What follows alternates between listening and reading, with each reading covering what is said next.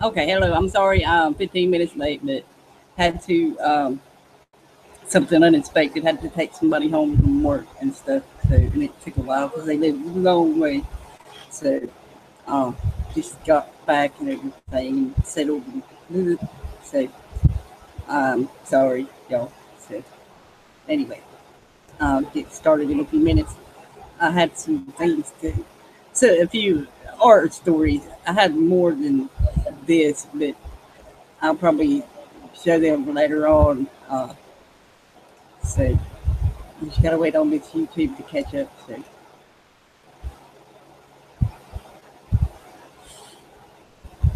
and expect the unexpected. So and if I know what's going on top of the mountain, I'm gonna take my camera and take a few pictures too. That I know. So, anyways, it's really pretty up there so, on the parkway. So.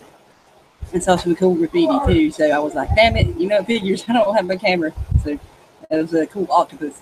So, but it'll still be there. So uh, looks like it's been there a while already. So, but it was really neat. So anyway, like I said, I am late. So um, and they're playing games too. So, um, anyways, give me just a minute here to anybody. Anyway, like I said, I'm late. So I'm sorry. Oops, clicked the wrong button. Crap. And the wrong button again. So, anyways,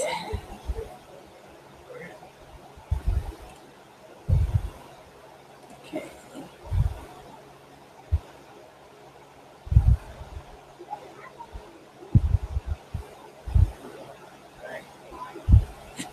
Excuse me. Okay. Next. Okay. I'll just leave it. Okay. Anyway, I'll go over that stuff I got here later. Uh, so, um, so I only got 5 up. I got like one, two, three, four, five, six or seven more besides that. So, uh, I thought it was interesting stuff. Anyway, uh, so um, hello y'all. Sorry I'm late. So again, so uh, if anybody wants to join here, let me know, and I will send the link out, whatever. So I can go ahead and copy there. So oh god, she scared me. She came from out of nowhere. Cat scared me. She's really good at that. So anyway, I'm sorry, girl. You have to move. Thank you. Preferably not with your butt in my face. You have to get down, buddy. Okay. Anyways, hey, David.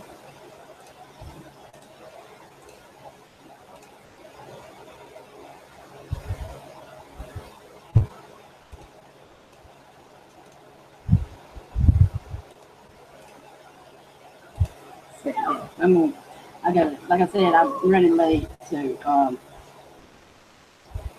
and I had to actually get here to spill some paint out. So, uh, anyway, and some of it's dried up there. So, uh, anyway,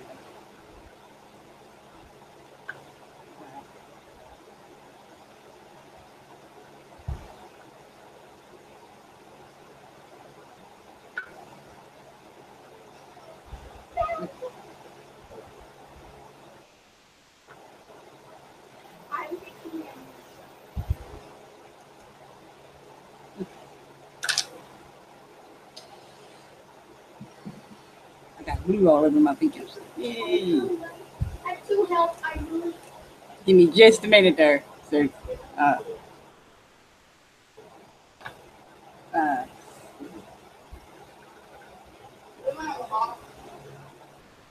see, I didn't move anymore. I'm gonna right now. Okay.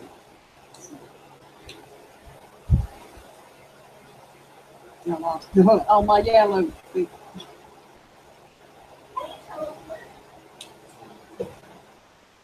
Anyways, give me just a minute here. I have to cut these on and stuff.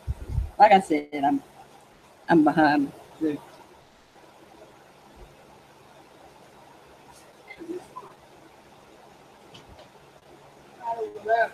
just a minute.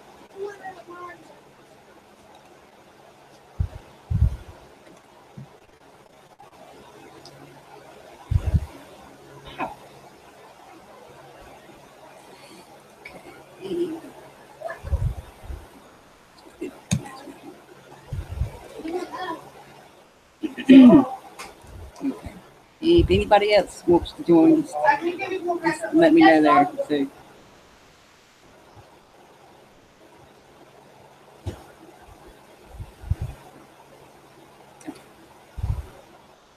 okay.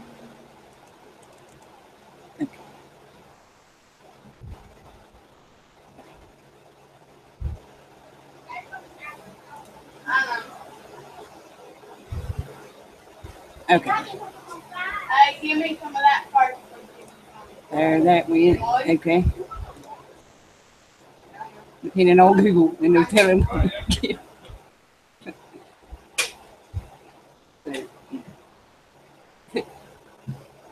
You know Google. Take your sweet time.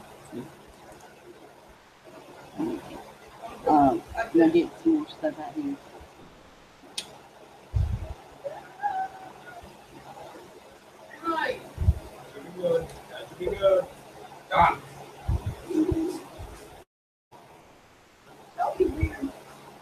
I think we're driving it now.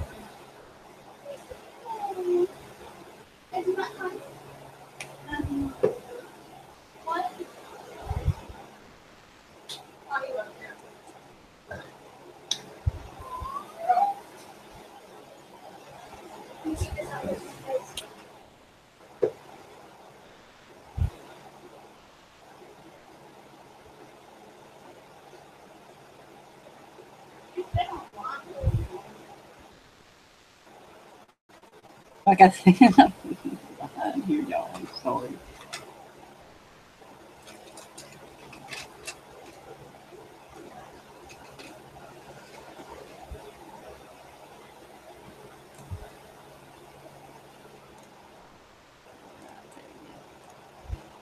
So I hope everybody had a good day and everything. So it was a good day here too. Yeah. Um, and the unexpected trip up the mountain. So, but at least I know the vehicle does get up the mountain. So that's um, and third. I need to adjust here. I'm sorry. Not all. Like I said, I'm so sorry. I'm really disorganized right now. So late.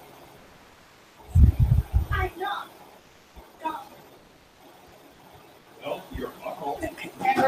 Now, uh,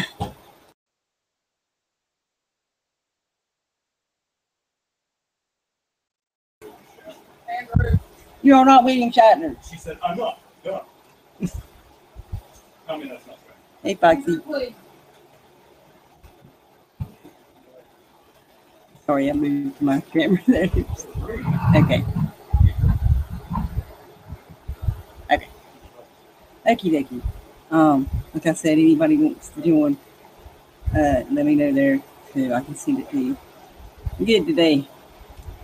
So, not too hot. So,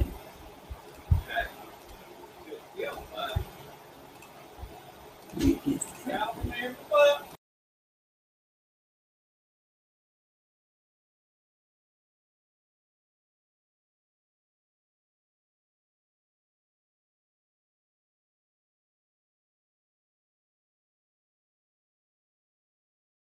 Oh, I don't know what I'm painting yet. So that's what I'm sitting here doing. So I got my paints out and stuff. So, um, anyway, shit. I should uh, trying to wait on it. You know, he gets in here first. So, uh, everything. So, uh,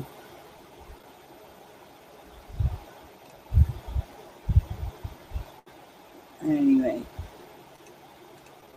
Oh, I saw 2 baby deers the day before yesterday. It was so cool. What's today? It was Wednesday evening. So, it was really cool. They still had their spots too. So, that was really neat.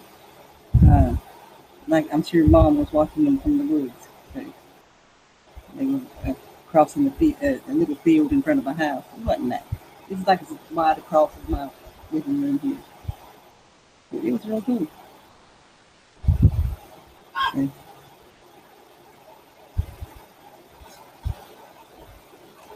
that was neat. So, anyways, well, I'm thinking I gotta refill my tobacco here. So, like I said, I'm behind. Anyway, I'm gonna mute just for a sec.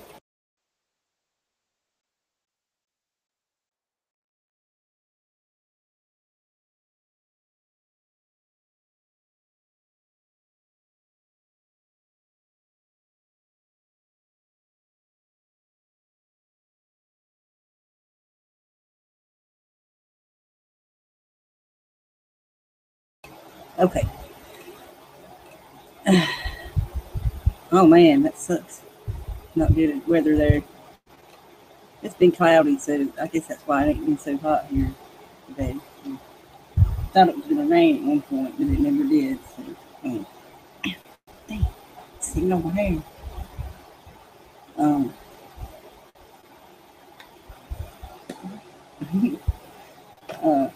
So anyway, I hope it would do. And, so I was gonna do this earlier today, but um, stuff comes up and everything. So, anyway, so and there's baby. Hi there. How's it going? Hello. Oh, That's good. good. Good. Got a car now, so yay. Oh dear. Right. What sort of car is it? What sort of car? It's a Honda CRV, little SUV. Okay. Okay. Yeah, I think I know the ones you mean. Right. Yeah, right. neat little car. So. Four-wheel drive too, so that's good. Yeah. That's pretty good if you want to get off the beaten track. Oh yeah. Or the beaten main highway, I mean. Yeah. There's a lot of dirt roads around here too, so that's good. I'll stick to my bicycle, thanks, but I'm hoping I'm not going to have to use my bicycle too much now because I've been thrown out now of the place I'm living. Oh damn. I've got exactly until the 20th to remove myself from the premises. That sucks. Where you going? It sucks because it's very short notice. It's not enough notice to get a new place to live. It took me 2.5 years to find this place. I've lived here for 8 years. Damn. And now suddenly they've thrown me out. I've had no notice before too. It's just like get out. So, oh dear. No, I've never been thrown out of a place before because usually when I'm at home I just mind my own business, you know. Yeah. When you got kids too, man, that's really terrible of people to do like that. You know? Yeah, especially when they know you're having troubles and stuff. You know, financial troubles. You know that people they don't care. It's been years ago that happened. So. Yeah. No, that's just shows you that could be there's a lot more room for caring and sharing on this planet the way it is at the moment, isn't it? So I do have a little something that I concocted today. If I just find where on earth I've written it, because I can't remember it what I wrote. But Yeah. there we go. Coming right up. I wrote a small poem, as I do sometimes when it comes to me. I call it Plunging Through. A broken heart, soul-ripping feeling tied to the past. Shake loose the noose pulling me apart. What is gone is still here. A shadow bridging time's illusion, strapped to the mast, and plunging ship's anchor sinking deep through the vast worlds of vision. Don't let the past be forever my prison. So there you go. That's the end of that. That's really good. I like that. Well, hopefully it describes itself, but you know, it's something that kind of came to me today, reflecting upon, you know, why I feel like shit.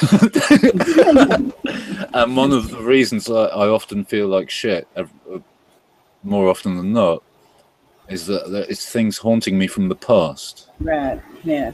And you know, I mean, music is I use music as self-therapy for that. You know, you express your sufferings, you express your pains, and it gives you some relief.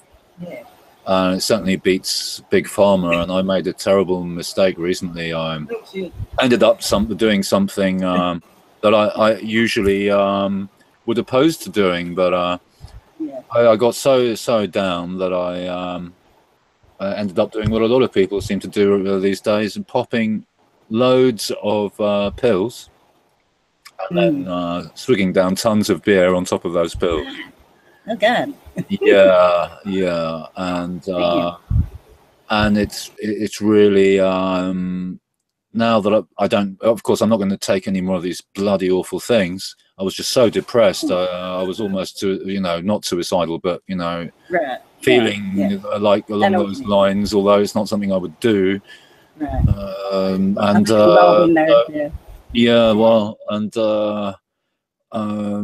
so, you know, it just goes to show, you know, the after effects of having gone on those pills. Now, the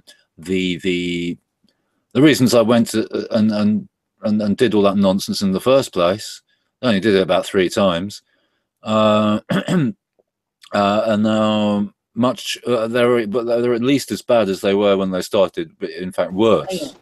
Of course, that's how pharma is designed, because it wants you to come back for more. So I got a taster of that. You know, so many people I know in the area are pill poppers that it's just, I had to get a taste of what they were on, and not to be recommended, folks. Stay away from, if you ask me, stay away from Big Pharma.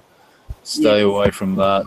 Try to find, if you can, try to find your own solution to your problem. If you're like me and you're depressed, very depressed, and like post-traumatic and all this type of stuff, or the past is haunting you, like in my poem, tries to depict that anyway. And there are natural ways of, except like Becky with her painting, she has a way of expressing herself. For me, even just watching her painting has a therapeutic effect sometimes when I'm watching her paint. So helps me to relax, you know, in a different way than listening to music, but it has some similarities to music. You know, the music, the colors corresponding in a way to the tones in the scale of in the 12-note scale or whatever. But chromatic scale is what I meant to say. You know, have you ever heard someone say, "Oh, that's a loud shirt"? Yes. Right. So that's where you see it. Like I love these little expressions, you know, you have in language, you know, that are real esoteric gems, you know, or wisdom gems. Because another one is something that strikes a chord in you, and I'm thinking, wow, what a you know.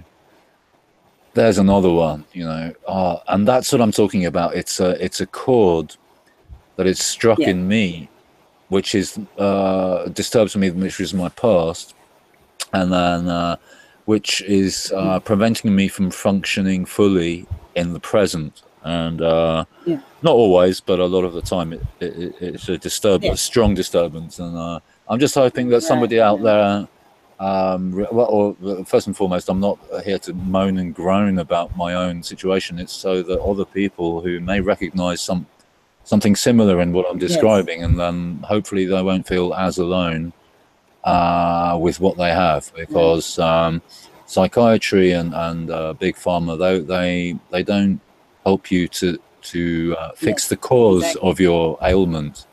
So just watch that movie, The Secret of Psychiatry, that documentary. It's really eye-opening. Yeah. Right. Yeah. There's a few documentaries I've seen on that. I've got that one in particular. I think. Just looking. I watched it like a minute. God. In fact, there's. I think we've touched on this before, but there's a Scientologist. Is that the one that was made by the Scientologists? Yes. Yeah. Beware of Scientology, but they do have a good documentary. It is a good documentary. Yes. that's an oxymoron. Then afterwards, you can move on to the videos exposing Scientology. What it is after you've done that. But I mean, even without a video, if you look into the history of psychology and then psychiatry, coming straight out of Nazi Germany, and Big Pharma and IG Farben are two.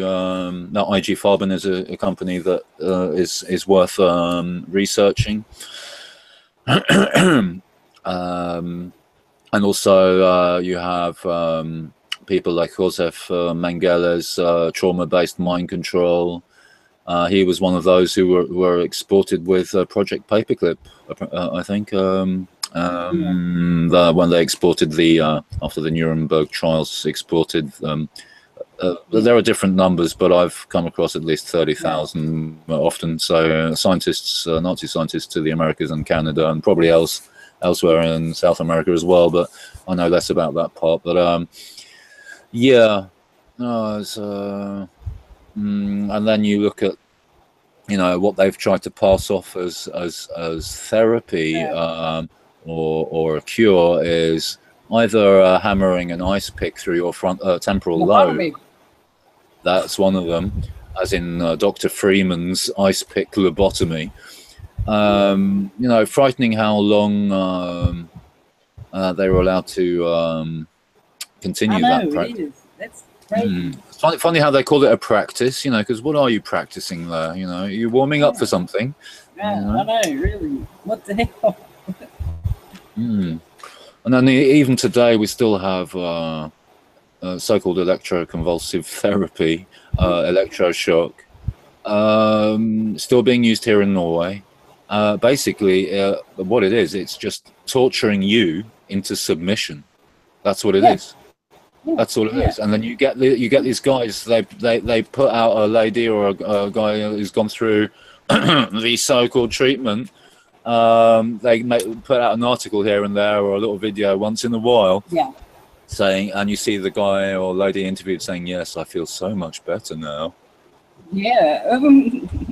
Yeah. Oh my God. And I mean, they've had their brain cells fried and they tortured into submission. And I just it's horrible for me to think. The amount of people I know who have ended up in institutes here in Norway and in other countries, but the things that go on behind those closed doors. Please try to avoid that if you can. So, it's a horror story. Just looking at the history of it, and then you can look at other figures like Skinner, and then you can look at the history of behaviorism, and more recently behavior modification, as they call it. That's another one to another keyword to do searches on. You'll find plenty of articles on that if you just search on behavior modification on the internet. And you might even find a video on it or something. There's a good movie about that actually called Disturbing Behavior. It's where they go in, they put some kind of chip in these in high school students' brains. It's an experiment. But yeah, and they're grooming them to be like the world leaders they were and stuff. But anyway, you didn't have to watch the movie, but it's really good. It talks about that kind of stuff. mind control and everything. Well, they, like I said, they put the chip in your brain. So, Yeah. Yeah. There's something flashing on the screen there. I don't know if it's just on my end. Seems a bit. Oh, it's on your end. It's on my end. Yeah. Yeah. There's some very strange things going on. And now you're kind of flashing up and disappearing. At the moment, you're invisible. It's. Are you on Chrome or Firefox? No, the same one I always use, which is the only one that I have that works in the Hangouts. And it hasn't done this. It hasn't done this before. So. See, they're pushing everybody to Chrome. That's why. So. Yeah. I noticed that.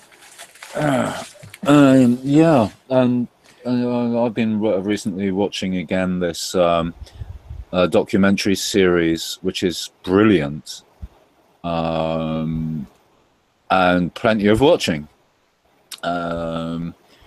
It's called The First Australians. You can find it on YouTube. I mean, I think there's at least 7 episodes, maybe more. I've watched about 5 or 6 of them now just recently, and I highly recommend anyone to go through The First Australians series. So number 2, A Will to Survive, episode 2, episode 3, Freedom for Our Lifetime, etc.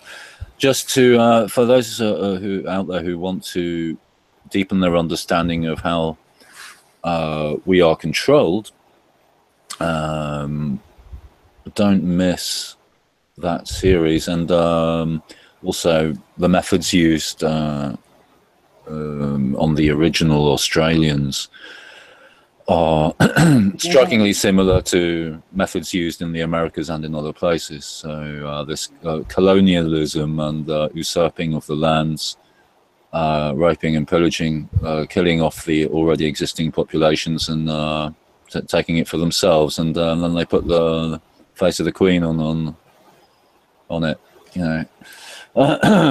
Dear, you know, and you know, there's so much control that it's hard to feel free these days, to be honest. But I'm still clinging on to the last threads of freedom. Yeah, it's just I've just been ignoring all that shit, to be honest. You know, the news and stuff. You know, I might say some things here and there I share with people and stuff, but that's about it. You know, so Right. I'm trying to. I'm just, you know, got the kids at home and stuff, and doing this too. So, yeah. I'm just going to try refreshing this because it's playing up, so I'll be hopefully back in a jiffy. Okay, no problem. Everybody's been having troubles lately, so. But like I said, anybody wants to join there, let me know.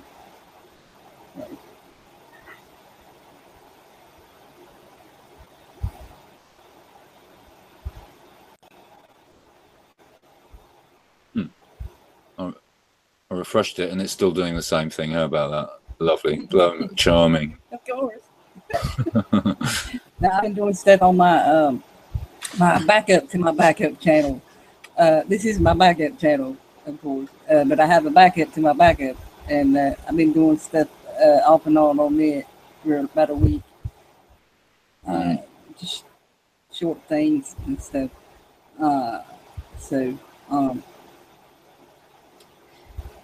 Mr. Rebecca Lynn, I think you're subscribed to it too.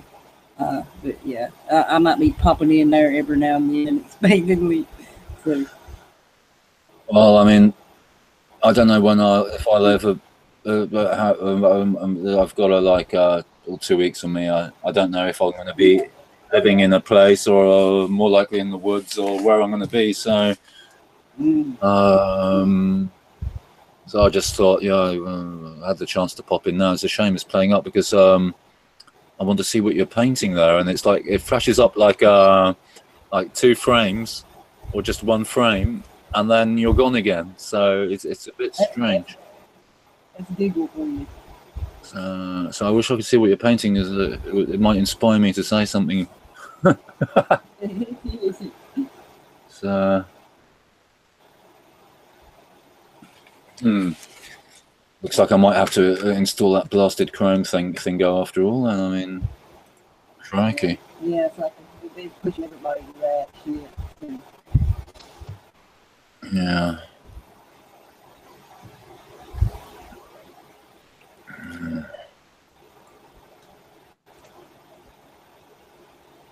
Oh, that's interesting. Hey to everybody there watching. All three of you now.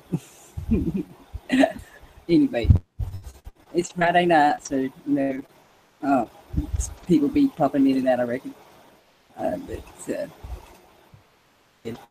I'm painting a picture, and I got a few things to show too. So, oh, cool! Now I can see you too. So I managed to. I just went out of. Yeah. Anyway, I fixed it. I just found trick of the trade.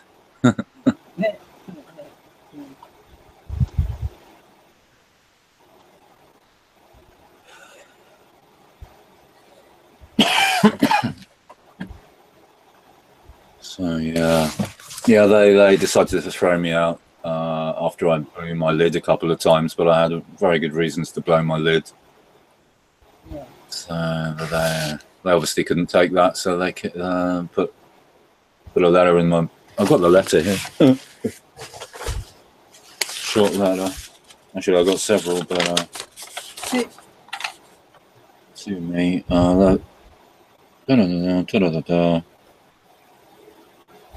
okay. Yeah, no, it's all in Norwegian. I don't even know if I can be bothered to translate it. They were telling you that you have to be out of here by the 20th of the 8th, 20th of the August. So I only got this, what? That's the eclipse time too. Well, I mean, these people aren't as nice as I first thought they were. I mean, they've had their good sides. I kind of tried to overlook a couple of things in the beginning because I thought it was a bit strange, you know, and I just overlooked it because they were so nice otherwise. Yeah.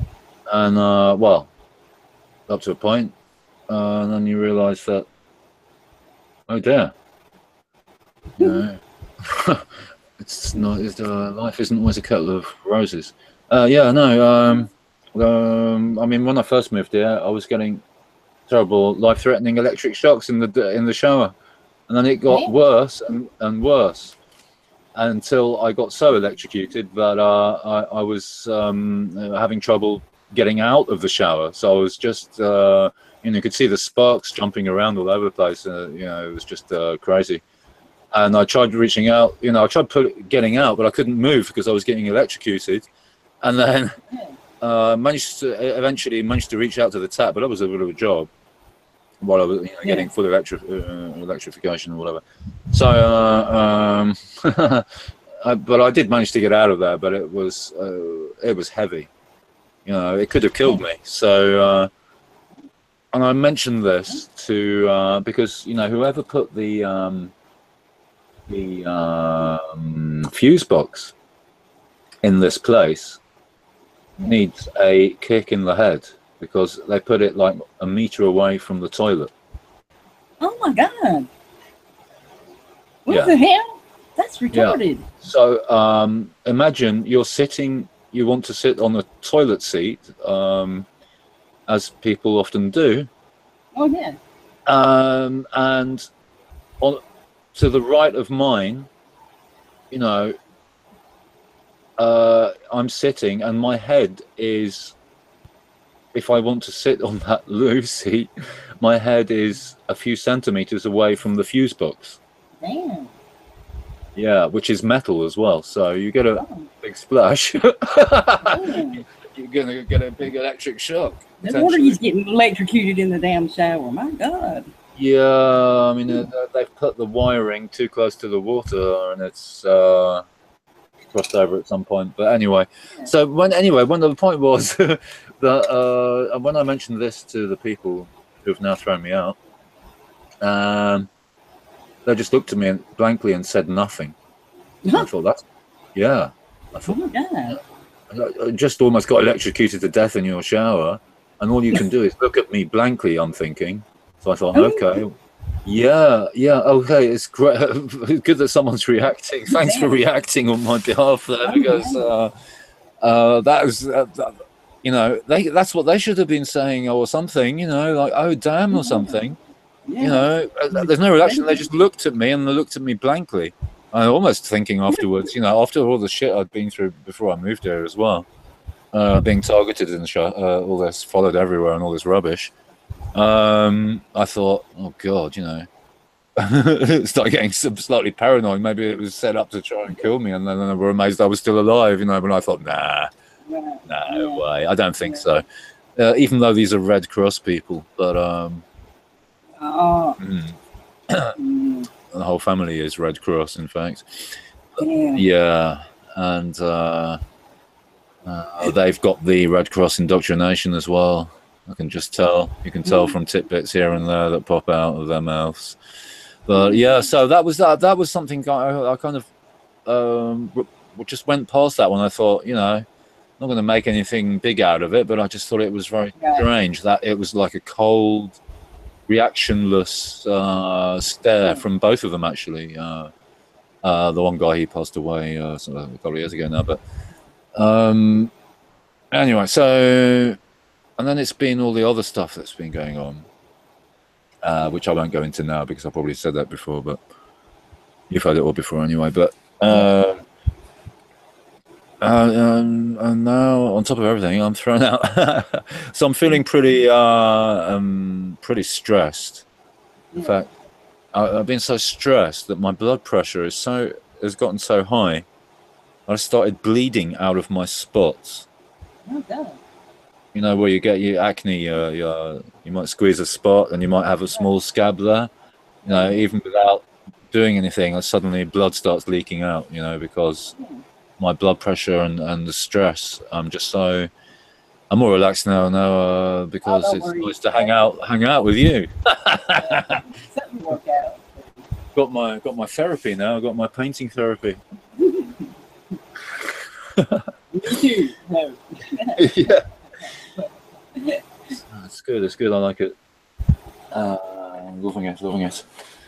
So no. So yeah. No. I'm trying to think of something positive, Becky, and you're giving it to me at the moment. I've got a lot of cleaning up to do, and I'm hoping to manage to do most of it. But it's like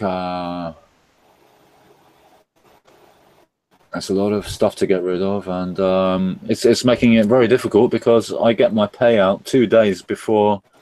I've got 30 krona. Otherwise, I'd hire a car now and start cleaning out the stuff now. Hire a car to drive out this rubbish, or get someone, which I would have to pay them, obviously. So, but the thing is, I don't have any money.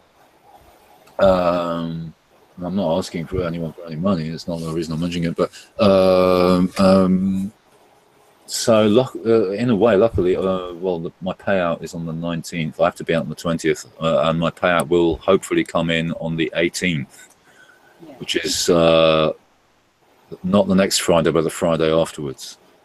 And then it's 2 days from my payout, and then it just happens to be the weekend that I have to be out of here. And then I don't even know where to go. I have nowhere to put my things. Yeah.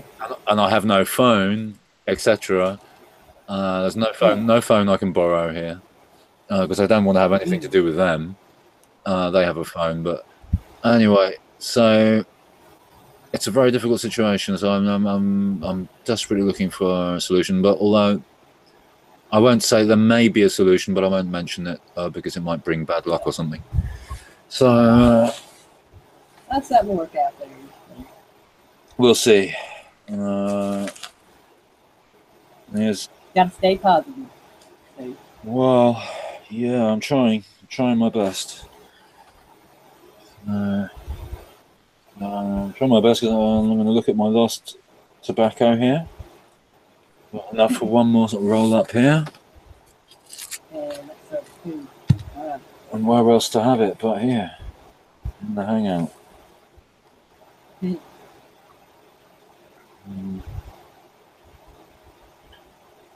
Trying to think if I've got anything new to say that I haven't really said before. I just, end up repeating yourself too much. I know, yeah. That's why I just sometimes I'll just paint and you would say, Yeah.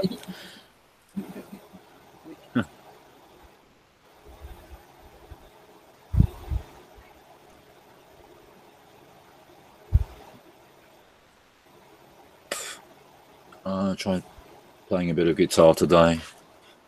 Wasn't totally hopeless. My thumb's coming back into place.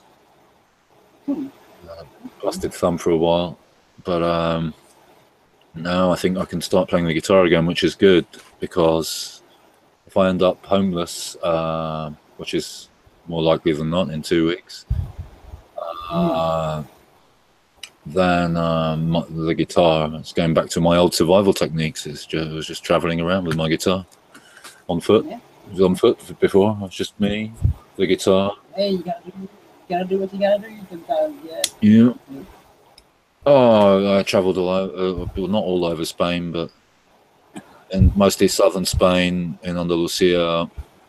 Had all sorts of adventures with my guitar, flamenco adventures, and once actually I walked over 500 kilometers from Valencia. I was coming from Mallorca, took the ferry over to Valencia. Didn't enjoy it much in Valencia and started walking back towards Andalusia, you know, and I didn't have a map. I just walked in what I knew was the general direction, and took it, you know, by feeling, you know, intuition. Oh, well, I didn't really have I didn't have much money left either, so I did try busking, and then I tried hitchhiking, but it was raining a lot, so nobody stopped, and I ended up at this I was walking for 3 days almost without food, with my bag and my guitar, and nobody would stop because they wouldn't have a drenched guy in their car, I guess. But I mean, outside Andalusia, people went so easy. It wasn't so easy to hitchhike outside Andalusia as it was within Andalusia. People are much more helpful, it seems, or at least in my experience in Andalusia. But it's a poorer area, you know, and people are more used to helping each other rather than the system intervening, you know, necessarily. Well, at least when I was living there, there was still some of that going on. But so anyway, and I sat down. It was raining. I was getting worn down, and I'd survived because I played in this. There was like this restaurant for truck drivers. I just walked in there. And they were a real flamenco enthusiast, so I ended up playing for them, and I got food and some drink, and then I could keep walking. And then there was some guy, he stopped, he drove me a few kilometers, and there was some other guys, they drove me 7 kilometers, so I didn't walk the entire way, but I only got tiny hitchhikes. But then I got in this, no, careful hitchhiking, folks. You know, that's why that's why I walked most of the way, because I ended up in this van with these guys, and they thought they were going to do something else with me than take me to the. You know, they didn't stop and let me off at the junction. I said, look, this is the place I'd like to get off here, please. And they didn't let me off. They didn't stop. And they were speaking in Valenciano, which is a dialect of Catalan. And I don't speak Catalan. You know, I speak Castellano. Castellano, and it was difficult to understand everything they were saying because they were speaking very fast in a thick Valenciano dialect. And, but I soon realised. And they went over to this door, right? And they knocked on this door, which. Oh, whoops! You got something. Someone's. Go ahead. Go ahead. So he goes over and he knocks on their door. On this door, which looked like almost like a stable door on this little house, because it was like in 2 halves, you know, like you can open the top half and there's a bottom half. And this guy sticks his head out and they point over towards me. They park the van like a few meters away, and they go on and they knocked on this guy's door and they're pointing at me and they're saying something like "fular, fular," and I thought, not bloody likely, mate. So I had to actually just kick the door open. I was locked in there. Yeah. So I kicked the door open in the back of the van, walked out, and gave them the finger, and I said, "F you, I'm out of here," you know. And they just looked surprised. They were surprised, actually. Yeah, they thought maybe my bottom was for sale or something. Bug. Hey, y'all in the chat there. Hey, James. And everybody else. Anyway, somebody's there. Hello. Another time, did I ever tell you this a time about a guy with a stocking on his head? That's another experience. Oh, no, I have to finish the story about this. No, okay, I was hiking. Remind me of the stocking, if you will, if we run out of things to talk about. Anyway, so I've been walking for 3 days, and I've had all these different experiences, and I'm sitting on the bridge cleaning the rain off my glasses a bit, and then I hear this it's the rhythm por bulería, and I'm thinking, what am I hearing things? Where's this flamenco coming from? And I look over, and there's this little group of cortijos, like little farmhouses. There's these plantations there, and there's 3 Roma gypsy Gitano Romani families who are living there, having a full party. They had looked like half a truck full of beer, and they had no guitarist. So it was all. I mean, a lot of pure flamenco happens without guitar anyway, you know, because it's spontaneous. There's a lot of clapping, footwork, rhythmic stuff, and the singing, of course, but and the dancing. But they didn't have a guitarist, so I kind of just walked over there just to see. And they invited me in straight away, and hey, and you play the guitar? I said, yeah. And so, well, get it out, let's listen then. And so I played for them. He says, and then they, all the children, the Romani children, their faces when they would gather around with their fascination. It was so, who is this? Who is this pale-faced? They didn't know I had Romani blood though, but it was probably too pale for them to believe such a thing, because pretty dark-skinned Roma. But they were fascinated, these children. And then one of the younger. No, but not the youngest, but one of the kind of young lads says to the other one, and then buscar el viejo. Go and look for the old man, el abuelo, the grandfather. Yeah. And so they go off. Some people they scurry off to try and find this old man.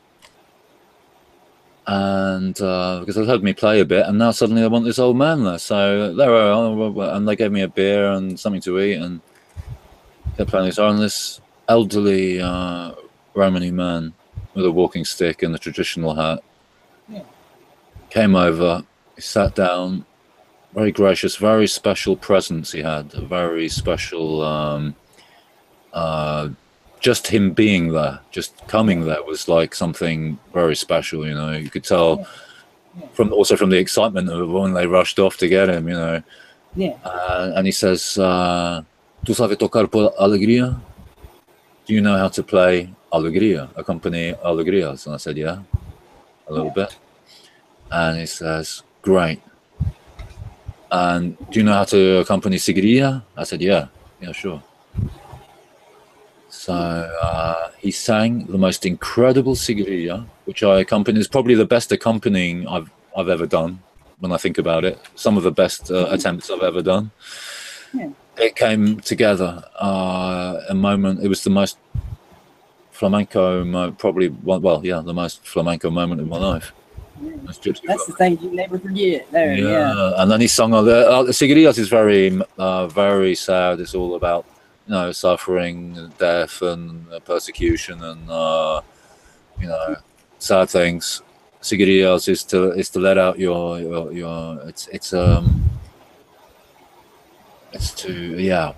you need to get into flamenco to figure out what a seguirías is. Let's put it that way. And then he sang an alegrías, which is a happier style. So, and that was it. Those were the two he sang, and then. The party went on, and then I ended up getting in. One of the younger lads, about, I don't know, he was probably about 18, 19, wanted to borrow my guitar, but he started using it more like a a plank rather than a guitar. Oh my God. Yeah, my precious guitar. I shouldn't have lent it out really, but and slapping it around a bit too hard, and then he pulls a knife on me when I try to get my guitar back.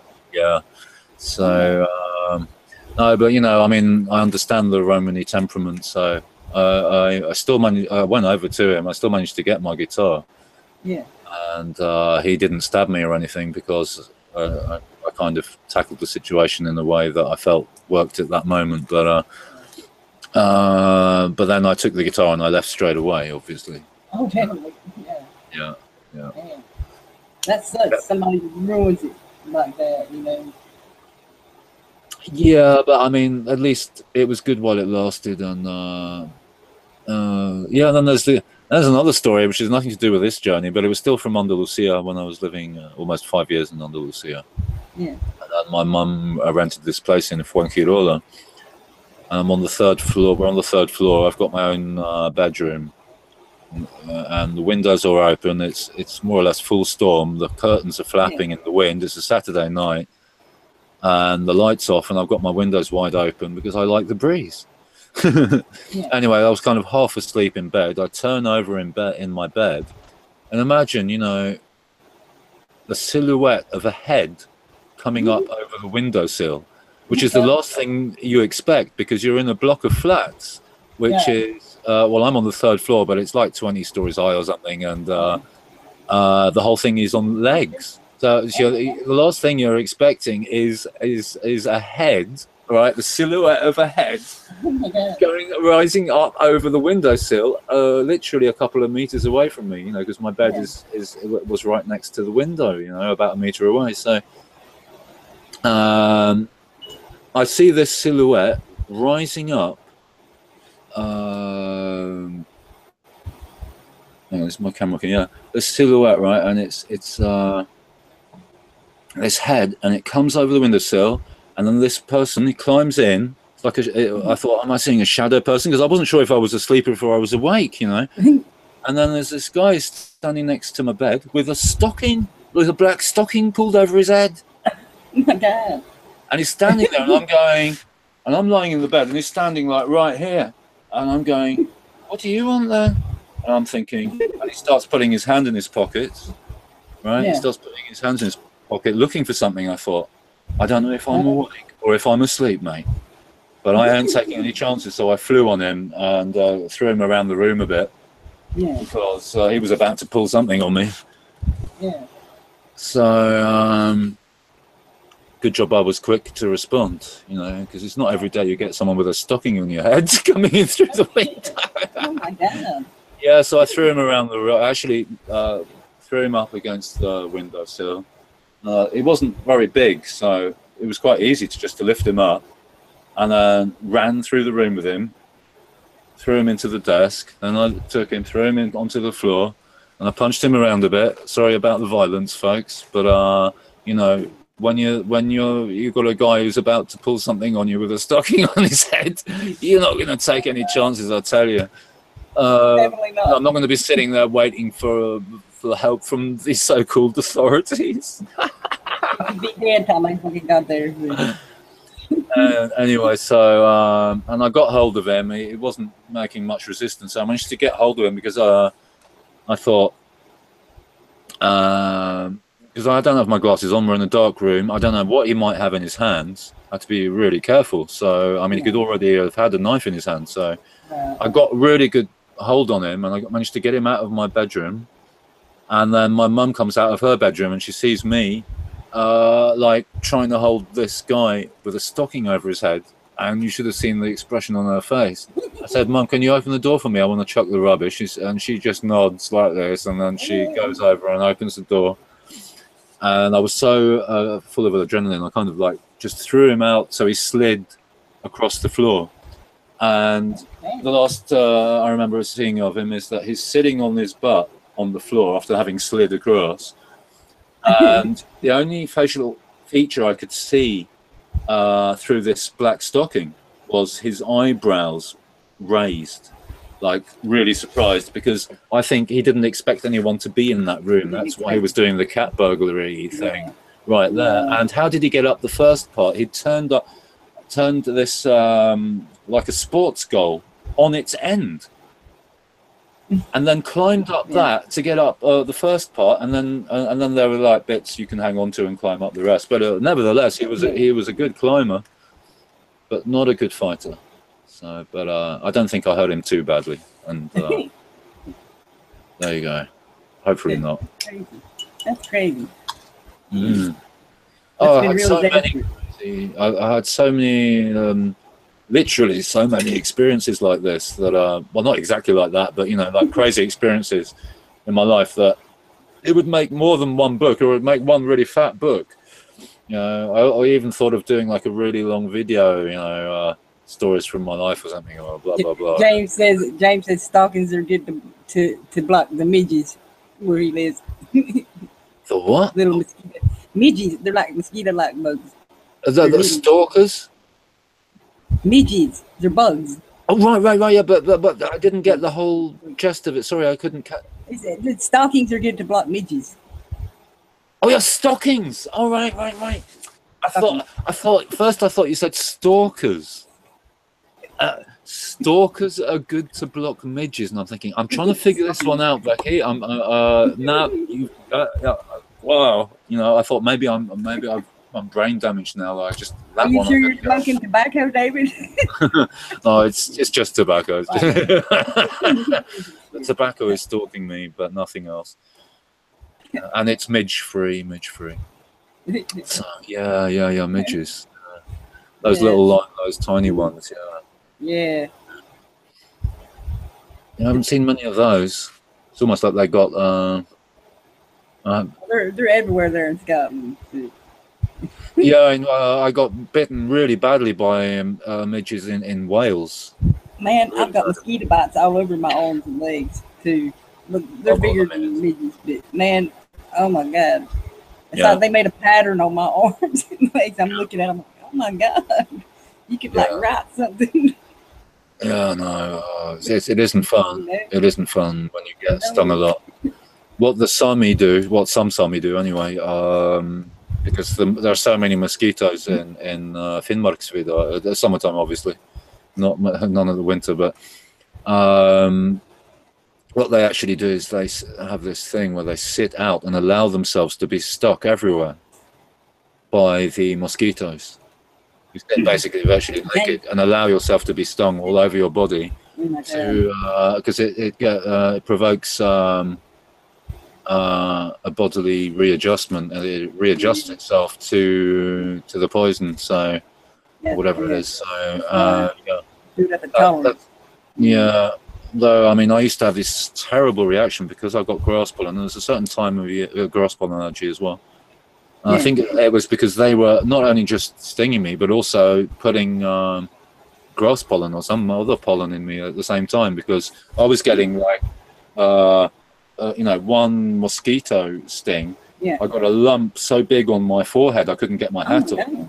I got a lump so big on my face here that my glasses weren't resting on my nose anymore. And I've got a big nose. I mean, a pretty big nose. I mean, it sticks out, you know.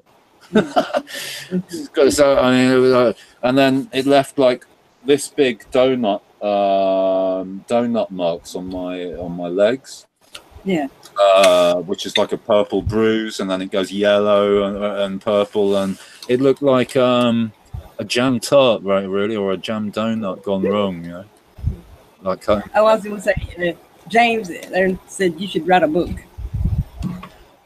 Really? Somebody thinks I should write a book, James. You should write a book. Yeah, there you go. There's you some money. Yeah, I mean, I've got 3 books already in my head. Just I haven't got them out on paper. Because, and if I had a typewriter, I would do it. I don't want to do it on the PC because it will crash. Well, I mean, I don't want anyone to hack into it before. I don't want anyone to be able to see it before I make it available, you know. So I would either have to write it by hand, and you can do that, Yeah, I definitely want to write. I mean, I've never written a book. I have a children's book that I've written in my head, but I have to do the paintings and the drawings, Yeah. and it's going to be an awful lot of work. If I find a new place to live, I'll do it. You know, because Definitely. being Yeah. definitely do it. I mean, you've seen my Bop the Dragon rough sketch. That's the main character for my my book, which is called Bop the Dragon and the Mysteries of the Labyrinth. I've got the whole thing written in my head. Yeah. It's all in my head. The only thing that's a little bit vague is how I'm going to end it. I've got like different ending possibilities, but the rest is like more or less crystal clear. The whole story. So I won't give away too much there, but I can say a little bit. It's about Bop the Dragon. The Mysteries of the Labyrinth is about a certain labyrinth that you can find in real life on this planet, and he goes on a journey discovering different stories that connect to this labyrinth in different places in the world. So that's just a little hint of so it's basically a fictional character, but it's also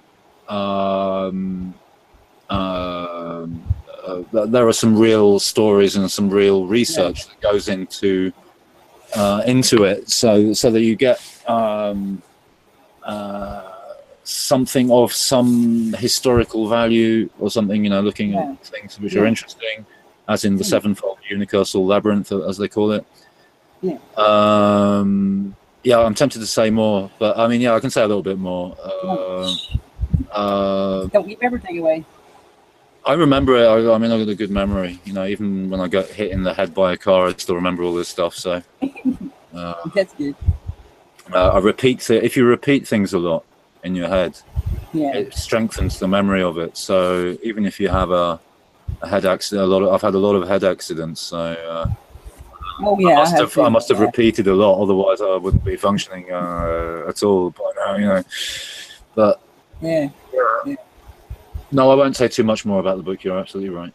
Yeah. I mean, and you know, you talk about the head thing. That can, you know, there's been cases where, you know, it's totally changed the person, you know, getting the knock on the head. Where I know Oasis, I watched that Supersonic movie, and the lead singer, you know, he had no desire whatsoever to be a singer, and he got whacked in the head with a hammer, and he all of a sudden he wanted to be a singer. That's all he could think about. But it changed him like that. And, you know, that can happen to people. You know, you get a knock on the head hard enough, and it will. I hope it wasn't. Can change you. I hope it wasn't the ritual of the third degree. No. It was a teenage thing, I guess. Right. Because it sounds almost like code for the Blue Lodge ritual. No, it wasn't. I mean, no, I got hit in the head when I was a kid. You know about the ritual of what's his name? A beef? No. Crikey! Memory lapse. Arim Abif, is that his name? I've never had a problem remembering his name before. He's supposed to be the architect of King Solomon's temple. This Okay. So this is a part of one of the. This is an important name that I'm trying to remember now. It just slipped my memory right now. Something a beef. I can look it up afterwards or something if it's interesting for anyone. Who was supposed to be the architect for King Solomon's temple, and this is what the ritual goes around, where they kind of do a mock version of knocking you on the head with a hammer, because there were people who came who wanted the secrets of Abif. What's his name? Arim Abif, maybe it was, or something. And from what I can remember, that's where the Masonic ritual comes from. I'll try looking it up because I just want to remember his name right. So much to remember. I'll never forget getting hit in the head with a rock when I was a kid. I got hit right back here by my cousin. The rock, it was this big. I'll never forget that. I can't see how big it is now because I'm doing a search, but it was really big. So right. And I had to go to school too. So that was not pleasant. Oh, that sounds pretty. Oh yeah, it was Hiram Abif, of course. Yeah, here it is. It's even on Wikipedia. Can you believe it?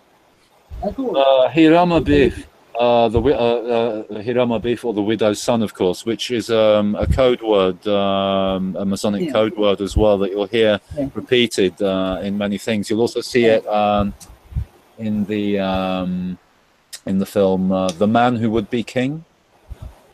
You'll see also the Sean Connery brandishing the square and compass and G of the Scottish Rite of Freemasonry, and then he also, I think there's a reference to the widow's son there in the train in the scene there somewhere. But anyway, yeah, the Hiram Abif, or the widow's son, is the central character of an allegory presented to all candidates during the 3rd degree in Freemasonry. Hiram is presented as the chief architect of King Solomon's temple, who is murdered in the temple he designed by 3 ruffians during an unsuccessful attempt to force him to divulge the master mason's secret passwords. The themes of the allegory are the importance of fidelity and the certainty of death, and also the keeping of secrecy is also one they don't mention here. Yeah. Yeah, well, fidelity, what does that mean really? And then there's loads more written on it here. The tale of Hiram Abif, as passed down in Masonic lodges, underpins the 3rd degree. So you know also when you hear someone, on both sides of the Atlantic we use the same expression, giving someone the 3rd degree. Yes. You know, you shout them down, you give them a real hammering. I never thought about that. With your voice. Yeah? Oh my goodness. It comes from. I never thought about that. Yeah, and you also have a group called the 3 degrees. Yeah. Yeah. They seem pretty good. But that's where the expression comes from. So. Wow. Yeah, that's not. I don't think that's mentioned here in this article though. But I'm just throwing that in there for good measure. Let's see. See if there's anything else here. Quite a bit. You want your thunder?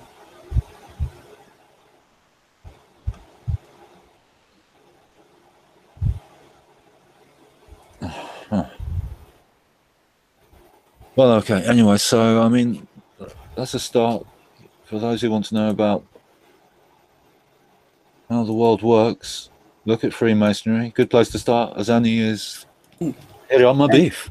That's usually what I often mention to people at the start. You know, I wanted to mention, we were talking about how getting knocked on your head changes you, and James says people have had head knocks and started speaking different languages. It's weird, but it's true. Yeah. That might explain some of the weird shit that I paint too. That makes a little sense there. How big was the rock? Because I couldn't see you when you were talking. It was this big. Ooh, wow. Yeah, it was big, and compared to the one I hit him with like this big. Ouch. Yeah. I've got a bit more tobacco though. I'll try and squeeze out a bit of left there as well. There's a bit more. Okay, it's not that bad. I can get another one going in. Social habit. And sometimes antisocial habit. There's a town not far from here. I've mentioned this before, though, I think.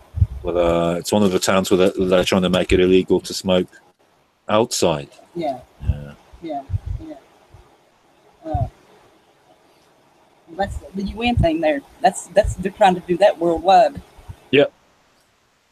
So yeah. It's the usual gradualism. They try it here, they try it there, and then suddenly it's everywhere. Although I think they've had a hard time so far doing the antis, because here in Norway, and I'm not sure how much, but I think in several places in Europe, it's harder to smoke in bars now than it was before. You can't hear at all. Yeah, and you can't hear at all, hardly at all either. And so you have to go outside to smoke. But in Andalusia, you can still find bars where you can go inside and smoke, because they haven't been as easy to bend into the predefined shape that the elites want them to fit into, that mold, you know. I know that resort I worked at, you know, I worked at a bar and grill and we couldn't smoke in there. And more than one occasion, you know, it would be after hours and we'd be waiting on the others to leave, you know. And I would go in there with a cigarette and I'm thinking, you know, and they got cameras and they never said anything, you know. So Right. just a habit, you know. Yeah, I mean, this town I was talking about, which isn't too far from here, it's about maybe 50 kilometers away or something, maybe not as much as that. That's when I was hospitalized there just for a night or two, a couple of nights, and a place I usually try to avoid, but it was critical, so I had to be rushed off. And that's when I found out that when I went outside to have a cigarette outside the hospital in this town called Gjøvik in Norway, it was actually no smoking signs outside. Damn. Yeah, but then, you know, it took me a while to notice that, because only, and this is after I lit up my cigarette, turned around, and there's all this like, no, you can't smoke here, mate, and there's a camera pointing at you, you know, and I thought, oh, crikey. And then, you know, can't even stand outside and smoke. But they did have look like a little bus shelter, a tiny little bus shelter with an ashtray further down, like about 10 meters away or something, which I noticed afterwards. So like an allocated place, yeah, you can sit there and smoke, but you can't do it anywhere else. Oh, my God. I mean, there's a factory where they make medical supplies around. It's like in the north of the county that Baxter Healthcare, they do the IV bags and some other stuff, I think. But they had, you know, you could smoke outside in the smoking areas, and then they got to where you couldn't even smoke in your car. You couldn't smoke anywhere on the premises, right? Okay. You had to walk off the premises to smoke. Will you not do that, please? Hang on a second. I'm going to lose my thought here. But anyway, this guy was leaving the premises to go smoke, and he got hit by a car. After that, because of that. Whoa. Give me just a second here.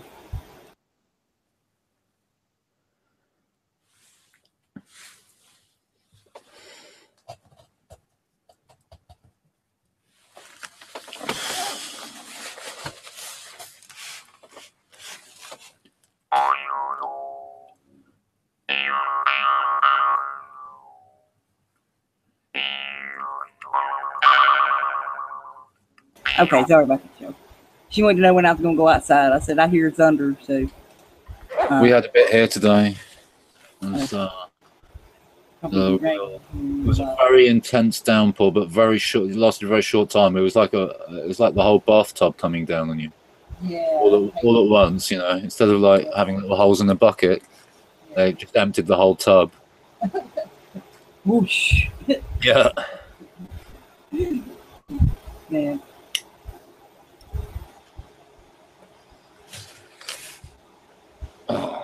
That's.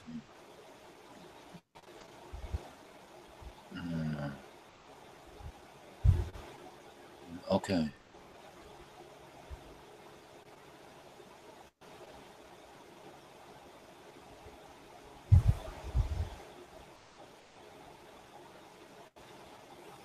Oh, but what's that story I was telling? What's funny is the guy that got hit, the person that hit him, was his stepsister. Their dad's stepsister was the one that hit this guy. Yeah, and she went to jail over it. She went to prison over it. Dude, I think it killed him, if I'm not mistaken. Yeah, that's crazy. That's a twist to that story. She's a relative. My God.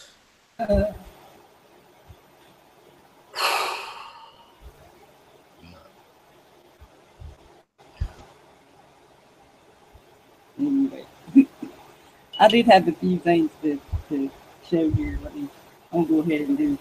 I'm not going to show them all. Let's see. I'll put links below. Some stuff I found interesting. There's one. three there that I'll show you right now. Okay. Let me present myself here, y'all. There we go. Art from trash is anything but trashy. This GLEAN art project finds beauty in garbage. You know, people. I've seen people do that around here, actually.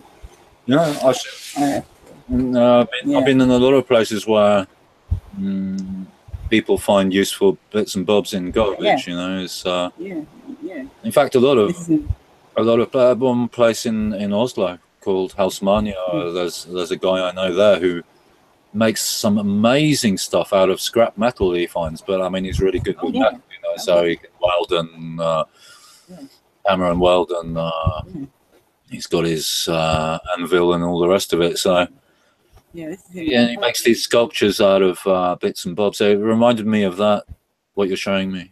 Yeah. This is in Portland, Oregon. That's an exhibit coming up with this stuff.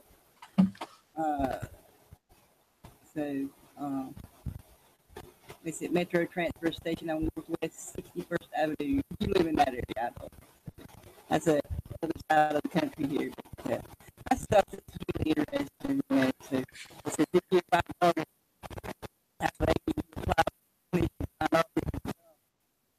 don't know if it's just me, but you're breaking up dramatically now. Maybe it's because you're sharing your screen.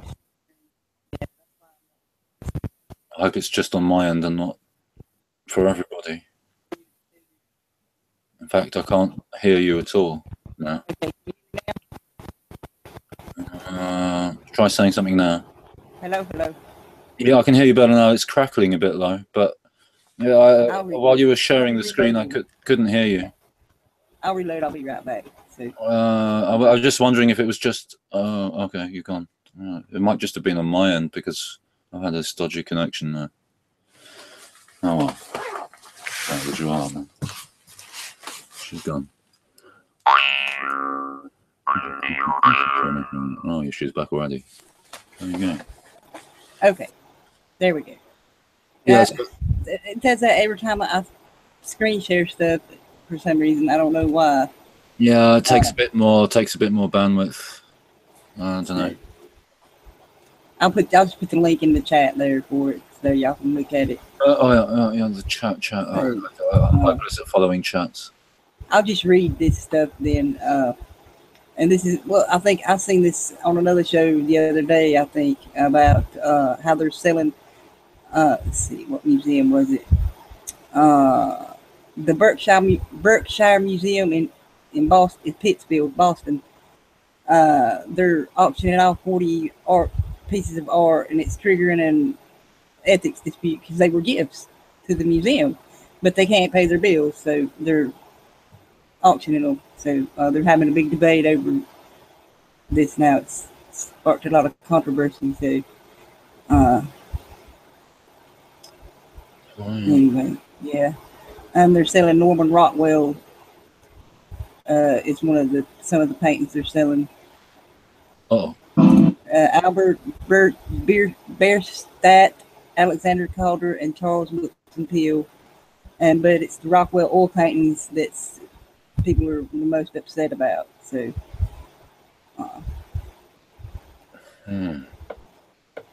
anyway, so I'll throw that in there too.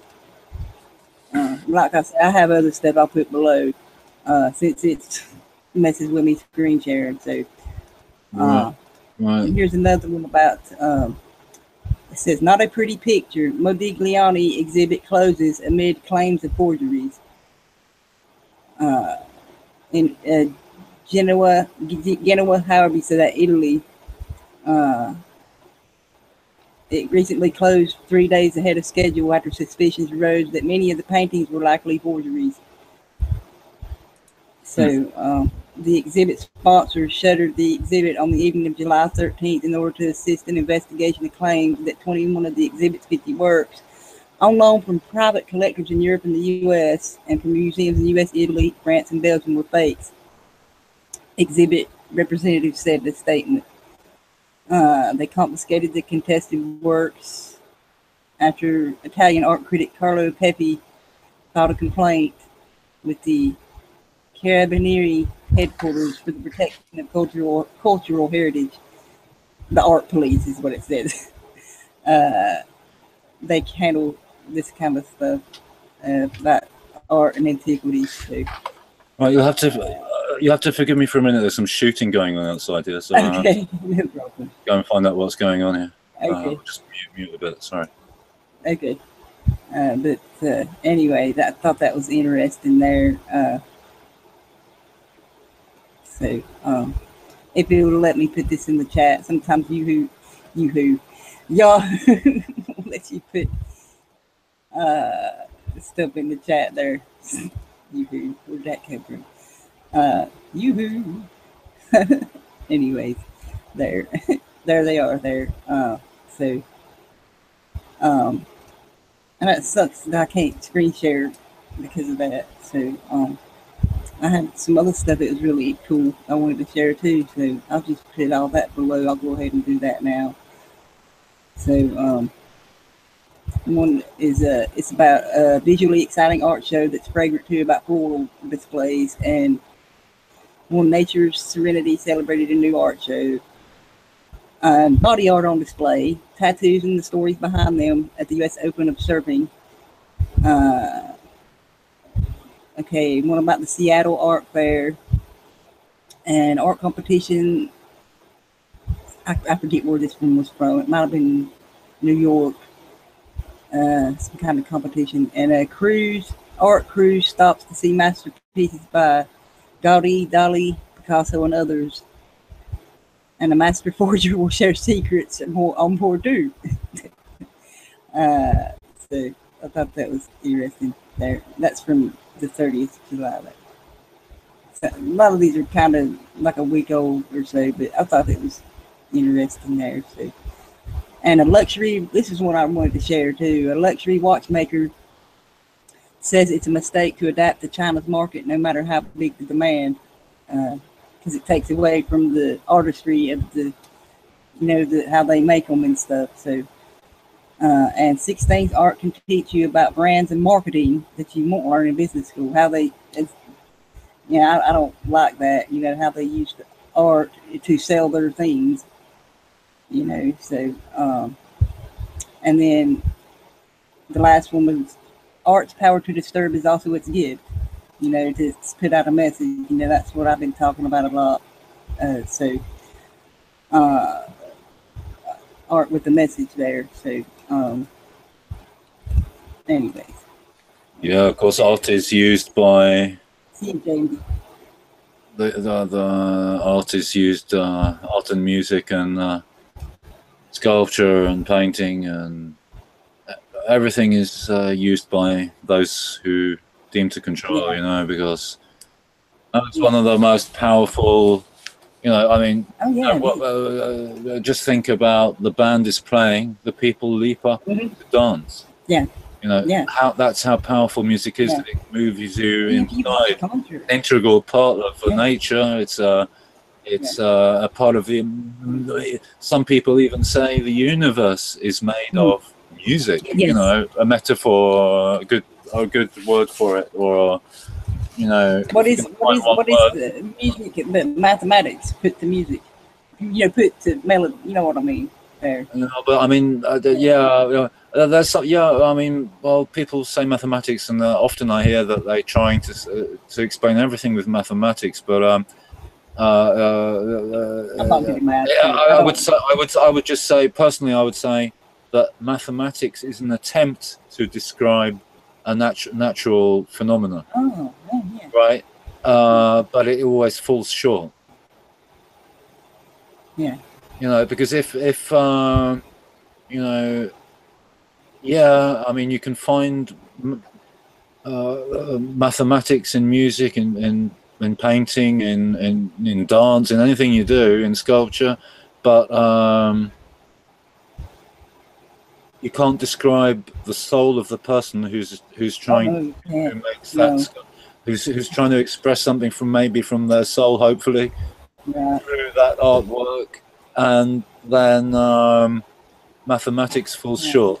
because that artwork might actually touch somebody else's soul in a way that also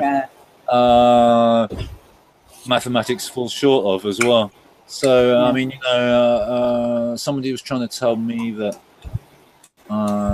they can make recordings that don't miss anything. The recording is as good as the original sound. I said that's impossible. That's just not possible. And we ended up having quite a heated argument about it. But you know, I mean, sound is it's not just a line in the air. It's three-dimensional, you know, at the very least, and really it reaches beyond 3 dimensions as well. So because or at least the audible dimension, because what we experience here, we can see the colors of the rainbow, we can hear the sounds with our ears. We have that limited frequency range in this world, but I mean, there are ways of sensing beyond that, which they don't teach you at school, folks. No, they don't. And then there's a whole load of fakery out there, which is there to mislead you too. But I promise you, it's already there. It's latent in you. They trained it out from you as a child, and they didn't beat it out of me completely, because I missed a lot of schooling. I missed a lot of schooling, and I did too. Yeah. But I was just thinking, you know, because sound is actually, as I see it, is more than 3-dimensional, because the octaves go up beyond the audible range. So we can hear a segment of that sound with our ears. Other sounds we can hear with our body. You hear like you've heard of the brown. Have you heard of the brown note that they did some failed attempt in what's this MythBusters stupid program, really stupid program actually, where they. No, I don't have a television, but you know, once in a while I end up at somebody's house and they might have had a MythBusters on or something, where they tried cooking an egg or something with some microwave, with some telephones but in this case it was the brown note. So, but they just set it up to fail. You know, there are ways of making someone drop a brown one if you play the right vibration to them. So. But then you're going to be feeling it in your bowels, you know. So then you just play the note that resonates with their bowels, and you're going to have a wonderful time. You can do your music. Yeah, it can spark anything, like humming too, you know. Oh my God! Someone's trying to ring me on Facebook. Oh my God! I have to tell them that. Oh, he just rang. Oh my God! Oh, just tell him. I've never had that happen on Facebook. I'll just tell him I'll call him back in a while. I am in a broad. Oh, right now. Right now. It never fails. Busy. Shut up.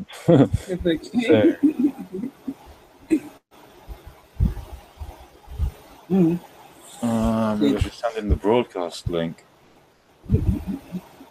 Hang on. I'll send him the YouTube link.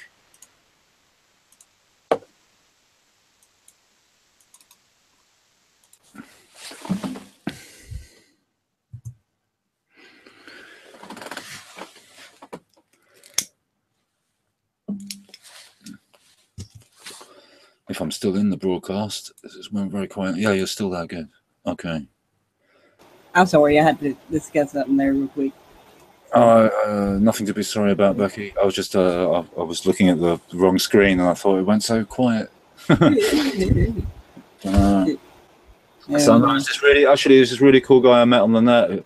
One of these few who actually dare to speak with you on microphone, you know, because most people, they sit there typing away, you know. I just find that too limiting. I can't communicate with people like that, really. I mean, I can, and I have to. I put up with it for a while, but I just, it's too limiting, you know. When you remove the music of the voice, then you're removing a big chunk of the person, a big chunk of the expression, you know. Yeah, seeing as we were talking about music, and there was this lady the other day who seemed friendly. She also, I think, knows this guy. I haven't spoken to him many times, but really cool guy. He's also listens, came up in a feed. He was posting some Alan Watt, not Watts, but Alan Watt, W-A-T-T, not to be confused, folks, those two. And I thought, oh, hello. And I ended up befriending him, and then we ended up having a few conversations. So it was really cool to actually meet somebody who dares to speak with a microphone, doesn't hide behind a keyboard. And someone who posts Alan Watt must understand a thing or two, I was thinking. Yeah. She certainly does. So I hope to meet up with him later. And I sent him to link to the broadcast, so you may have a new victim for your channel now. A willing victim, hopefully willing victim. So yeah, like you were saying, yeah, the music, and then I was thinking how that's used, and oh, it's through and through. I mean, nearly all mainstream music is agenda based as well. I mean, it's embedded with trigger words. It's you know, sometimes when you listen to a song, the words, you'll be digging the song, yes. But if the words enter your consciousness differently, if you're relaxed and just enjoying the song, you might not even be thinking about what the words mean. They just enter your consciousness. But if you actually look at the words, and I've mentioned this example before because it's one that often works very well, and that is the sound of silence. So if you just read the sound of silence without the music, it's hair-raising, and then read that and think about the technotronic age and frequency weapons and electronic warfare and in the world we live in today. And tell me it doesn't describe that, because I'm not going to start reading it out now, but that's something someone can do if it tickles their fancy. Just look up the lyrics for the sound of silence.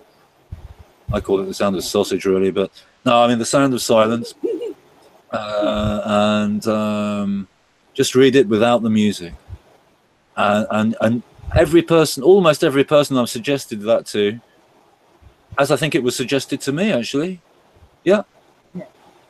was blown away. Oh my God. So,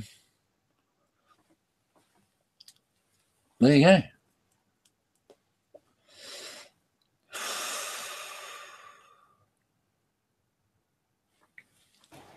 Sorry. No, that.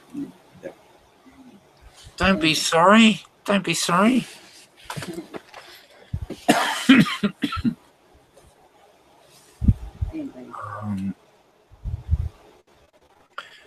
Yeah. So I was waiting. I was gonna just do this tomorrow, but I'm gonna be busy tomorrow too. So go swimming if it ain't raining. So. Yeah, I've been swimming a couple of times in the fjord this year. It was good. It was really good. I used to. Oh, there's this magical little corner I like to go down to, and ended up meeting this guy actually who's renting. Last time I was down there, I ended up in a conversation with this guy who'd seen me playing the jaw harp outside the supermarket.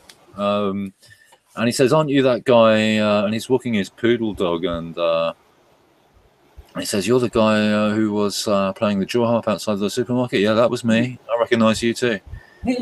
As I remember you walking past with your poodle, and we got into a conversation. He's probably, I'd say, it's probably about 60, 65, probably 65-ish. Norwegian man who'd been to Oxford in England. I said, "Well, you weren't a member of the Burlington Club then, were you?" He said, "Burlington Club? What's that?" I said, "Well, oh, there you go. You see, it's just one of those little places where they filter off people." for their roles in for their future roles, as in Cameron. Yeah, and I said to him, well, you can find it on the net. He'd actually, yeah, he told me an interesting experience that he had. That he'd was in one of these parties because he was at Oxford. You know, you get to meet these hoity-toities. So he'd ended up talking with Princess Diana and stuff.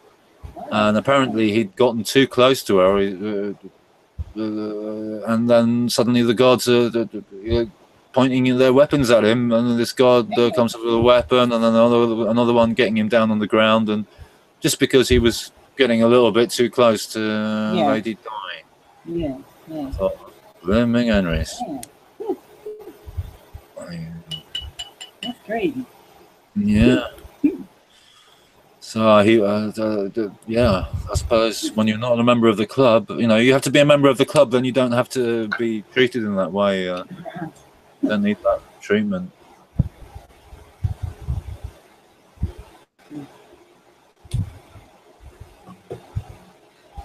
Hello to our one viewer. Oh, we've got one viewer? Got one viewer. Woo. Oh no, I'll frighten them all the way then. No. Oh. No, you've got three according to, oh no, maybe not.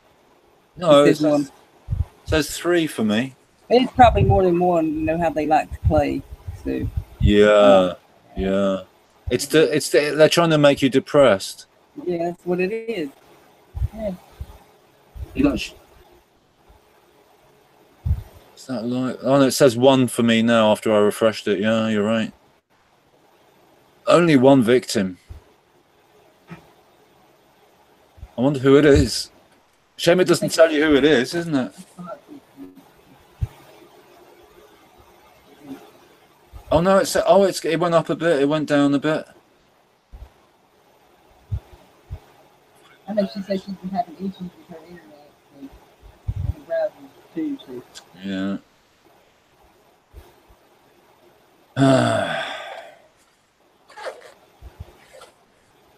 Yeah. It is what it is. Hello, guys.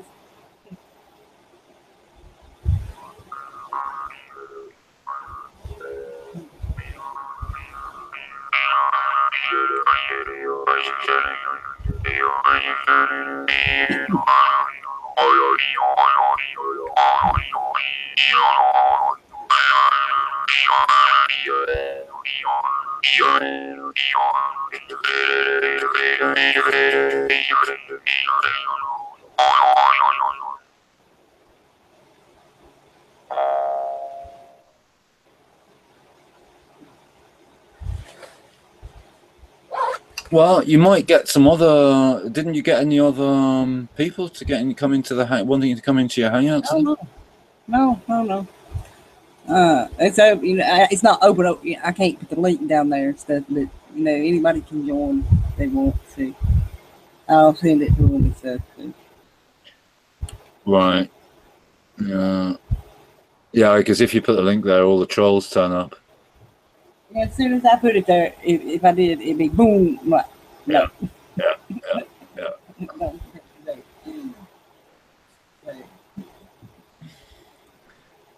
I did do another. It's not often I write stuff. But I did write another thing today, but I didn't kind of proofread it. So it's it's probably more or less what I was saying earlier in the broadcast. Stay away. This is what I wrote. Stay away from pills, if you ask me. It was bad, but after the pills, it is real bad. If you want to be a mess, you can be a pill popper, like so many victims who think it is medicine.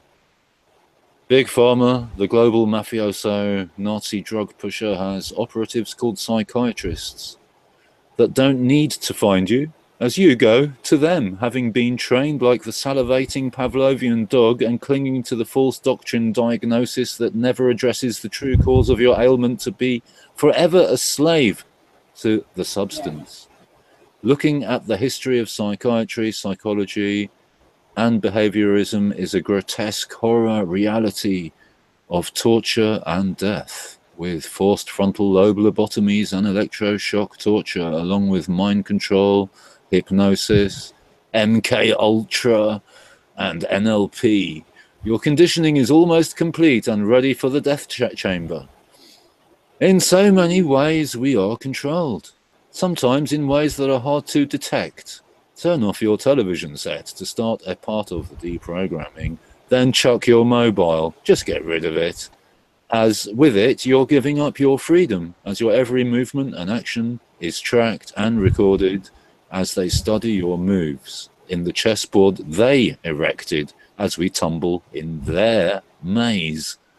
Today I see almost only slaves, without the ball and chain, as they took your mind and you gave it away to the system, with its forced indoctrination and cults of death, false religions that preach peace but are cunning murderers doing the divide and rule of your mind and heart. I missed a word there. Okay, it's good. I proofread it now. I'm going to put an edit in there and put an and in there. Oh, is that what it's supposed to say? False religions that preach peace but are cunning murderers doing the divide and rule of your mind and heart. Oh, maybe I meant to put it poetically, like mind heart. I was feeling also poetic. Yeah. But even your soul, setting the masses up against each other on the grand chessboard for mass slaughter, and the hidden hand rubs its hands in utter glee, watching us dance to their tune, a bad vibration, a song that has cast its spell, and you dance, jerking to the string pull, and expect others to comply to the same insane norm, to justify your slavery in your mind. It seems we must all be slaves, ? Slaves to fake politics of Freemasons and club member mind games. Have you not looked for the hidden hand? ? Are you truly free? ? So that's what I wrote today. And nobody's looked at it, nobody's liked it. I couldn't really give a sausage. It was just a quick. Yeah. You can put it in my community, creative space. Oh right, sure. I mean, it's you'll see it. You can just copy and paste it if you want it. Or I don't know where the community is, but it's on Facebook. Oh, okay. So I haven't been on Facebook much today. Yeah. No, it's whatever. I mean, yeah. I've also posted that.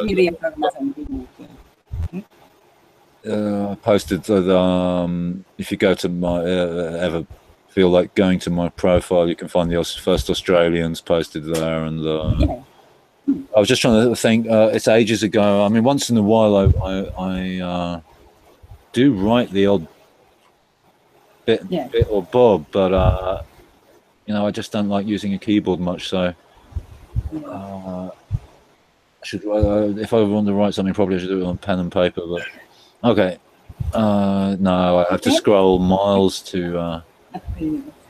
Absolutely miles to find anything I've written, because I post so much music all the time.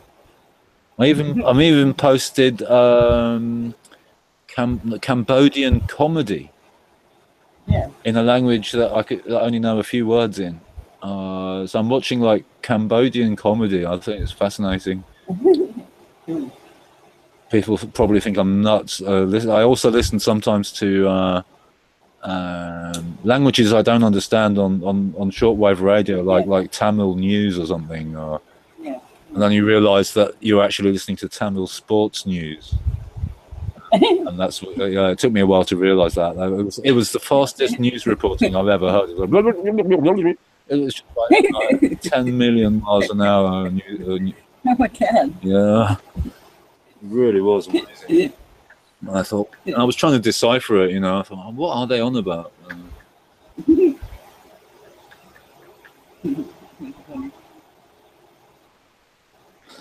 Like those, what do you call them? Kind of like, oh dear. What's the word for it? That's a word I haven't used in a long time. But these sellers who are at auctions, and they speak really, really fast. You know, like you've got them in the States there. They just go. You can't understand shit what they're talking about. I mean, how is anyone at the auction going to understand what's going on? I do not know. I'm going to be back myself. How do you know the thing that you're even talking about? Is there a translator somewhere? Yeah. If I was going to go to one of those, I might consider a translator. Yeah, definitely. I'm going to try and get another cigarette together, but it's getting more scarce. There's another one. Scarce tobacco. Yeah, I couldn't understand that guy. He was really fast, but yeah, listening to languages. I mean, for me, it's like listening to music. But Yeah. I like to listen to languages that I don't know how to speak or really properly understand, because you understand something nevertheless. There's something that comes through. Yeah. You know, the more you practice it, the easier it is when you travel around to kind of. I remember when I first moved back to Spain. I mean, my Spanish was limited, very limited, so it was a lot of gesticulating. And then but I mean, I was pretty fluent after. I just sat and listened a lot, and after 6 months, I didn't say much for 6 months, and everyone was shocked when I just opened my mouth and started speaking Spanish after 6 months. I didn't have any Spanish classes, didn't have. This is from the age of 18 to 23, and roughly, or maybe 19 to 24 or something, whatever it was, and so I managed to pick it up by ear, and you don't need to lose that you have it naturally when you're born. There's no one telling you that this is what your mum is saying. A kettle, this is your kettle, and then they do that to you later. You look at your mum pouring the water from the kettle, and you hear maybe someone saying, "Are you going to put the kettle on?" Or, should we have a cup of tea? And then as a child, you put two and two together, you figure it out. So that's what I do. That's how I continue to learn languages. I try to exercise that, and then so I had to do it with Norwegian, because it's strange, isn't it? Because I was born in Norway, but I left Norway at the age of 1.5. Yeah. But then, I'd had 1.5 years of listening to Norwegian, but then we didn't keep the Norwegian outside of Norway, so I had to relearn it, like 23 years ago, whatever it is now. How long I've been in Norway now? 23, 24, maybe it's longer, I don't know. So yeah, anyway. So it was born in Norway, then we moved to Spain. So I was there for a while. But by the time I got to England, when my mum married this Englishman, my stepfather, I was speaking Norwegian Spanish mixture, and then gradually Norwegian Spanish English, and then quickly I readjusted. Well, not that quickly, but after a while I readjusted, because the other kids couldn't, my age, 5-year-olds and stuff, they couldn't understand jack shit of what I was saying. So I realized that I needed to drop the Norwegian Spanish bit, and then I ended up forgetting it completely, almost completely, except for the fact that we had contact with flamenco, so I did know people understand a little bit of Spanish, and heard enough of Spanish regularly to recognize words. So when we moved back to Spain, although I listened to a lot of flamenco songs, I couldn't understand everything they were singing about. When I moved back to Spain, I picked it up really quickly. So 6 months, I think I impressed myself, and I opened my mouth. I impressed the local population, because I spoke. They said, "You're speaking our dialect. Never heard you speak Spanish before. Now you're suddenly speaking Granadino." I thought, flipping it, that's a compliment. I wasn't that close, but I mean, there was something going on, and I've always since then I've always spoken Spanish with a strong hint of a Granadino accent, which is the province of Granada in Andalusia, where we were living. Fascinating place, magical place, and mysterious. Where the Moors were in Andalusia. and then they were booted out. What was it? 800 years ago. No, they were there for 800 years and they were booted out 500 years ago or something. Anyway, you have this Palacio de la Alhambra, the red palace castle in Granada, which is Moorish architecture, and that was the last stronghold of the Moors, or one of the last strongholds of the Moors before they were booted back out of Spain. So it's a really interesting mixture of cultural influences in Andalusia. You have this Moorish architectural stuff going on here and there in many places in Spain, especially southern Spain, and you have the Gitano Romani influence in culture there as well for many hundreds of years now, at least 700 years, probably much longer than 7, and 800 years of Gitano history there, and flamenco, and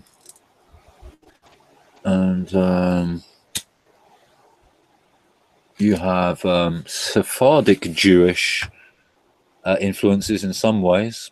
So you go all different cultures, and of course the local culture there, which is there's a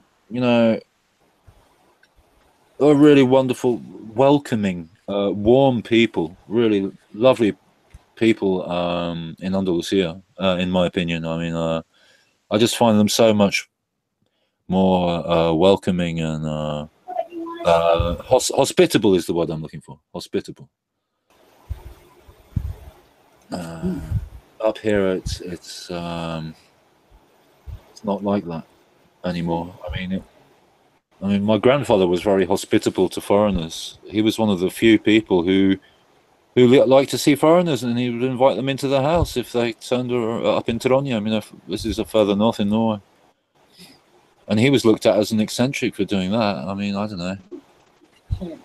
Oh, you know how it is here in America. Most people are like, no. Because like you said, we said the programming there. Too. Yeah.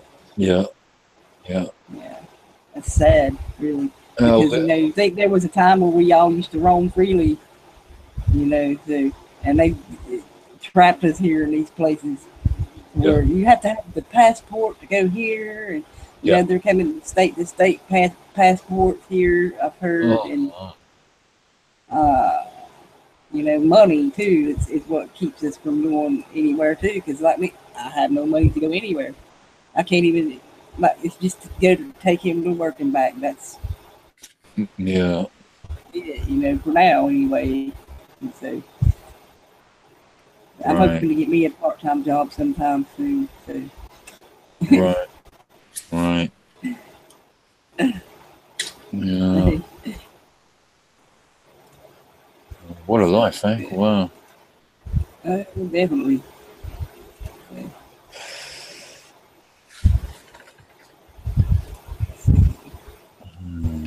Okay, yeah. I'm going. I'd like to do 8 hours, but I don't. But I'm gonna end it here in about 10 minutes or so, y'all. If you want to join, let me know there. I can just throw the link on in there because ain't many people watching. But so I can put it on my other channel and everything too. So I hate not finishing this, but it's far from done, and that would take 8 hours. More or less, I've been on there. I can see that's going to take time. It's a big one, yeah. It is, yeah. But you know how it goes with these big ones like that. You take a break and everything because you get tired from it. Because it does. Yeah. You're like you're putting your energy, literally putting your energy into it. So yeah. There's some of them that I've done, and I've just had to go to sleep after them. It was Oh so yeah, it's the same, you know, same with music. You know, it's the same with music. Yeah. like this one up at the top there, man. That one was really tired. I had to go take a nap. So, It's you know, sometimes so, sometimes it just goes by itself when one is very inspired. Yes. If one is very inspired, Oh, yeah. it just Oh yeah. almost happens automatically. Yes. Yes. That was one of them, you know, there. So, but that's my favorite one up top there now. So, Ah, and the second one.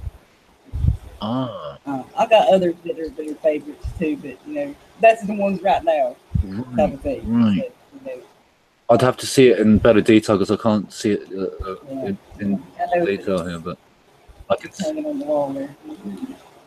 Right.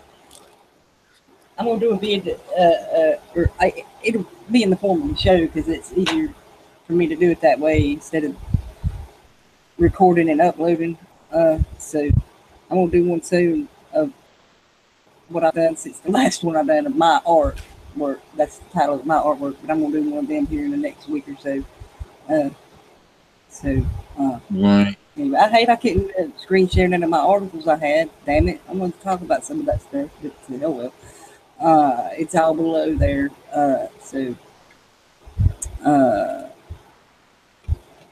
Modigliani fakes and them selling off art to pay for their bills at that one museum, and about how you can learn about marketing from art and the power of art to disturb. You know, you can send a message with it. You know, whatever you want them to send there. So that's what I'm trying to do here. And it's spreading good. You know, the you know, you notice the flowers and things like that. It's something nice for people to look at. Plus, you know, there's like the ones with the weird writing on it. So that's a message too. Like I decode sometimes there. I do decode them all, but so they don't all get put out there. You know what I mean? Because some of them are personal to me. Right. Messages. Yeah. You know what I'm saying? Yeah. But anyways, there, y'all. I'll throw that link in there in the chat there.